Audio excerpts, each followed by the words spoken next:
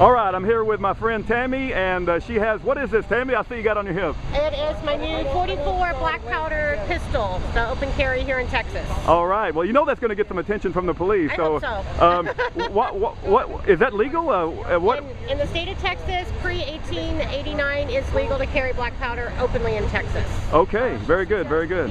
So that's what this is. It's a pre-1889 black powder replica. Very good. So that I can open carry it. No more long guns. All right, I like that. Are you from Texas?